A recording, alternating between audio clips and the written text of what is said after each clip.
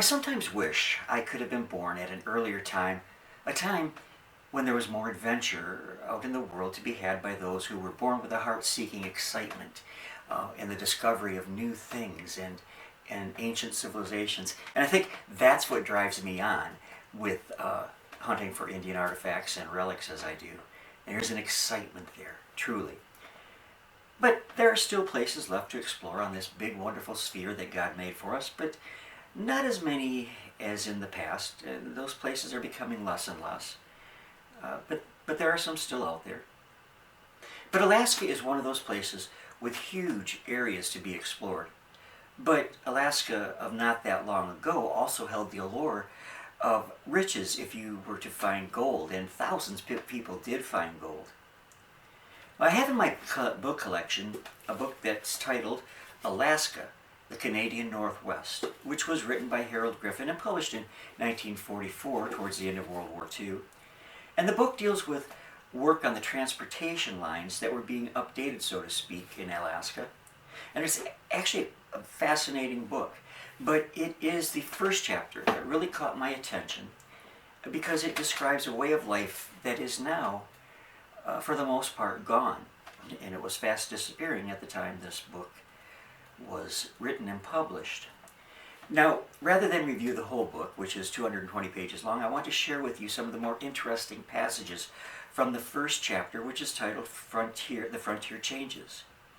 The book opens with the following, and I quote, "In a mountain valley a few score miles north of where the highway to Alaska would one day run, old Bob Henderson stood looking down at the cabin by the creekside.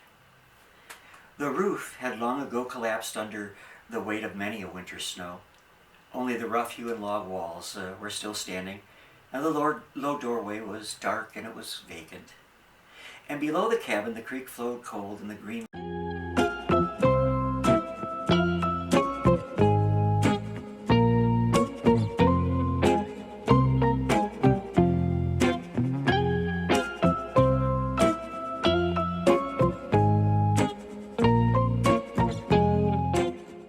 light of the northern dusk. But the primitive bridge that once spanned it was gone, swept away by some spring flood. Red willow brush had erased the trail, and new forest growth hid the stumps of trees that had been felled so long ago. 50 miles or more down the Pelly River from near Hooghly Canyon lay the little trading post at Ross River, but few ever came this way. The country was empty, as it was the first day I wandered through it, seeking the fortune that eluded when my discovery on Gold Bottom in 1896 precipitated the Klondike Gold Rush. End quote. In the Klondike Gold Rush, literally thousands of people went to the Klondike to seek their fortune, and many of them did find it. It would have been an exciting time. Now, the author's words here present a vivid image in the mind's eye of an area that was to change very, very soon. Many made a fortune in the gold rush, but there was more than just gold that could make men and women rich. There was also silver, copper, radium, coal, oil, and timber. A state rich in natural resources for the soul brave enough to seek them out. Now, this next paragraph tells of a possibly rich find that Mr. Henderson had made, so I once again quote, "On this unnamed creek, Bob Henderson had held another fortune in his hand, but he did not know it. Prospecting along it the years before, he came across a strange ore, but he had been more interested in the gold that he could pan from the creek bottom. Curiously, he had picked up a fragment, examined it, and then thrown it away. He might have never remembered it if it was not for the discovery of radium-bearing pitchblende on Great Beaver Lake in 1930, which stirred the almost forgotten memory in his mind. For the unknown ore he had found was indeed pitchblende." End quote. Now, can you imagine realizing that you held a potential fortune in your hand and you just threw it away? Would you even remember the spot you had cast it off in. I probably wouldn't. I have a horrible memory. But let's go on and see if Bob Henderson remembered. The account continues. From the cover of the spruce trees, a squirrel chattered angrily in the stillness. Henderson turned to Captain John Irving, his partner on this trip, and his friend since they had sailed the Pacific coast together during the days of the Great Gold Rush. Yes, he said, this is where I camped. And somewhere over there is where I found the pitch blende. His outstretched arms indicated the darkening hills at the end of the creek. I figured I could find it again without much trouble, but we can't do any more this trip, so we'll have to come back in the spring. It was late in the season. He lapsed into silence, staring into the dusk once again. With his craggy face, the big hooked nose, and the bold blue eyes under the bushy eyebrows, he had something of the look of an eagle about him. The chill wind, already pregnant with the fury of another of winter's storms, whipped at his gaunt, erect figure, and he pulled the collar of his mackinaw closer to his face to try to ward off the cold from going down. Well, we'd best be getting back to camp, or back, he said, and turned to go down a creek toward the camp, end quote, again. Now, let's skip ahead just a little bit. We're looking at a way of life that even at the time this book was written and published, few Americans had lived or ever been really exposed to. Certainly, as I sit here doing this video, I can say that no adventure I have ever had could compare to what I'm about to tell you of. Even when I was in my 20s, I doubt I would have had the stamina that the men displayed who I'm going to tell you about right now. So let me once again quote this wonderful book. I had hardly shared his enthusiasm when on New Year's Day 1932, with two other young Canadians, also going north for the first time, I had landed on the battered wharf at Skagway. Now the bitter north wind was shrilling through the pass, sweeping the fine powdered snow from the river ice and driving it in stinging clouds before it. The sea, the sky, the barren hills above, the town itself, all seemed to be cast from the same gray mold. Even the town itself, straggling across the flats, looked bleak and cheerless on that day, and it conveyed an impression of stagnation and long neglect, and I thought I had never seen a more dismal place in my life. The three of us were the only passengers on the train.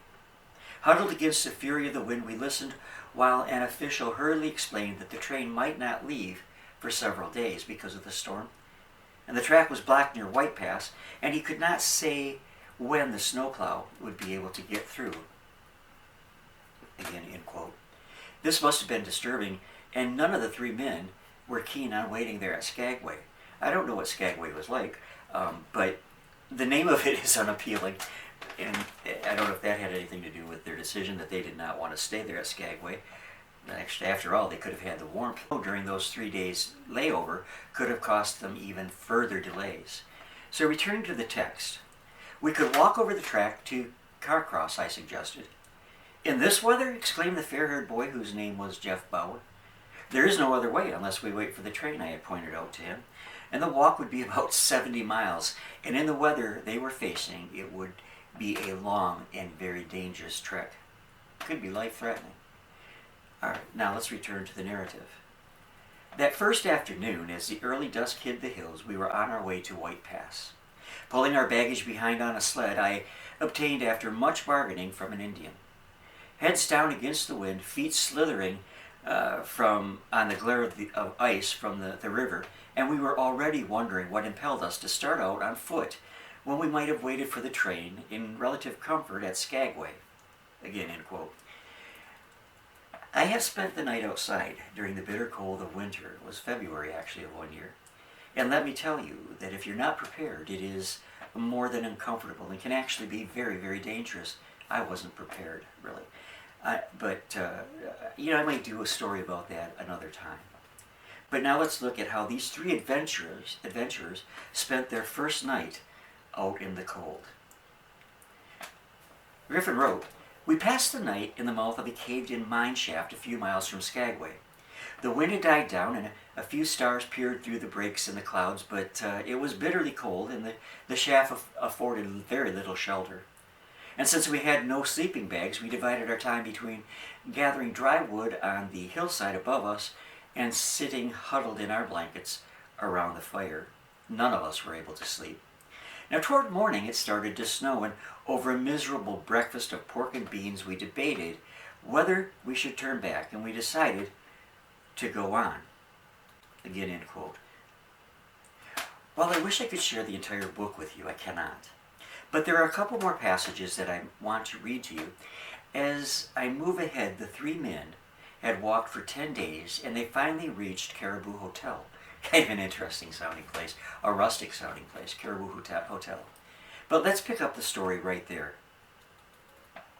We walked into the Caribou Hotel and wearily slid our backpacks from our shoulders. In that short time, we had already learned much about the North and the rough kindness of its people. Railroaders, amused and a little alarmed for us as we were such cheechacos, went out of their way to help us. At night, they found us bunks in their lonely section houses, and when we left in the morning, they phoned ahead to the next station to tell them that we were on our way. They saw we were properly equipped and smiled when we talked about payment. They were having none of that. The sled we had abandoned when we were caught high above the river in a blinding storm and had to wade waist deep through drifted snow and darkness was left behind us. So a trackman had found it and promised to put it on the first train that came through his way. We gained a deep respect for these men who kept this little-known mountain railroad from Skagway to Whitehorse open through the entire winter, even though it only served 4,000 people, the entire population of the Yukon Territory at that time. And it demonstrated the practicability and importance of railways in the far north. Now, continuing, others I talked with in Carcross expressed a different view. Sure, it's the only means of transportation, said one old-timer, but that's just the point. Whoever controls transportation up here pretty well controls the country. You've only got to look to see that. And lastly, Harold Griffin experienced quite graphically that the airplane and improved roads would change things for the better. While that was true, an insular life in the cold winters of Alaska was fast to vanish. But there are still places that you can have that life there. And if I was younger, I would. So let's go back to the fascinating text one last time as Mr. Griffith wrote, "Beyond the narrow limits of the railroads, the contrast between travel by plane and by dog team or on foot was even more striking as I observed myself when I left Cairncross to go to Atlin, a little mining town in northern British Columbia some 80 miles to the south. Traveling the first day by dog team and the rest of the time on foot, it took me 5 days, one of which I spent stormbound in a trapper's cabin to cross the ice over to Atlin. And yet the plane made the same trip, ready for this, in less than an hour. Less than an hour. So before the plane service was established, Atlin was completely cut off from the world in winter, except for the trail across the lakes to Carcross, over which a mail was brought by dog team, and the telegraph trail to Telegraph Creek, which was traveled by few except the linesmen on the telegraph from the telegraph company. Atlin had a few miles of roads to the mining camps on the creeks, and they even had a taxi service, which is something Saginaw doesn't even have now. But it had no road linking it to any other town, and I end quote yet again once more there. Now, the remainder of the book really takes a look at the new Alaskan frontier and the improvements to the transportation, giving more access to people of that majestic area. And having said that, there are still areas, as I said, that are only serviced by plane. And if I had my wish, even at my age, I would love to visit one of those places in the summer months, when it's not icy and cold. Ice and cold and I don't get along real well together any longer. And most of you out there, if you're of my age group, probably understand what I mean. The entire book is a grand adventure that few of us today will ever know. In a way, it is a shame, as it is, in my estimation, man was built for rugged adventure and serious exploration. But who knows? Perhaps one day in the near future, our journeys to the neighboring planets will once again give the opportunity to live life to its fullest while discovering new and many wonderful things out there in God's creation.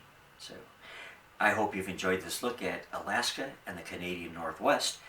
Please know that I love you all much, and God willing, I will be back with you with more videos real soon. God bless you, my dear friends, and again, I will see you soon.